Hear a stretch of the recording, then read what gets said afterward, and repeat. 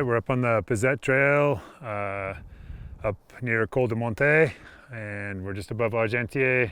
We've got Latour below us, and we've got serious rock garden going on here. So we're just going to talk for a minute about how we ride what are largely embedded rocks and large embedded rocks, both. There is a little bit of loose rock in here, but it's mostly embedded. It's very sharp. There really are no good lines, but there are certainly bad lines. And it's very hard to judge where you're going as you come down. It just kind of seems random every time I've come through here. I've been down here once this year and a bunch in the past, but every time I come through, I seem to be on a different line. And that's one of the things that's really important when we ride a rock garden is, especially in these really technical settings, we just can't be too choosy about where we end up, and we need to stay calm because I might not even be able to stop my bike. So I'm probably going to be somewhat committed to whatever line it is that I'm on. I need to stay relaxed and make that work.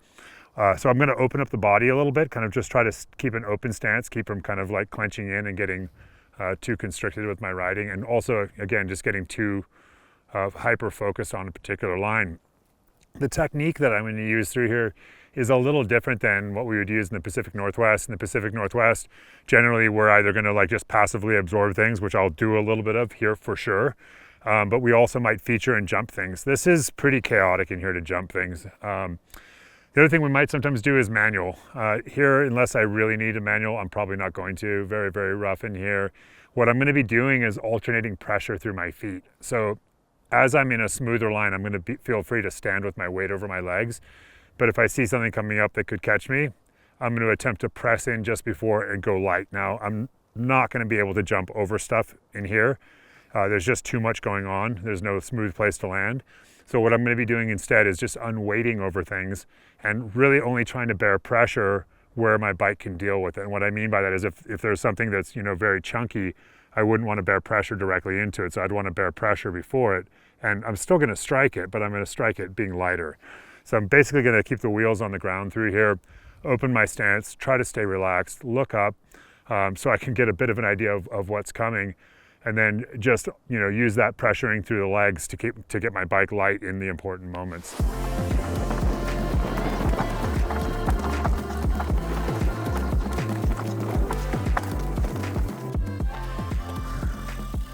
I wasn't nervous about riding down this till I actually stopped and looked at it. Now I'm like, God, I've ridden down it a bunch and it looks better from the top than from the bottom. At least I got that going for me.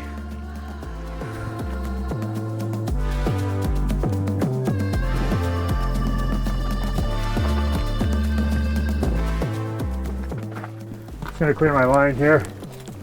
All right, we're good.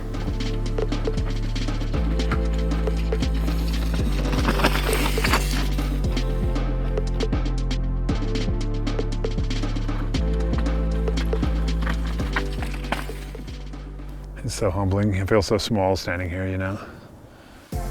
Coming down that trail to start off with, it was just like blueberries and wildflowers and like, like I expected to see somebody yodeling or something, and then all of a sudden it's like, rah, rock garden. This place just endlessly humbles me. It doesn't really matter what the riding is. I mean, it's so steep and it's so hard to judge the pitch because the hills around you are all so steep. I mean, I've got Mont Blanc behind me, the highest point in Europe, 15,500 feet, staring me in the face. Glaciers to my right over here, big rivers running off them. The power of nature here is, you can't even put it into words. It's incredible.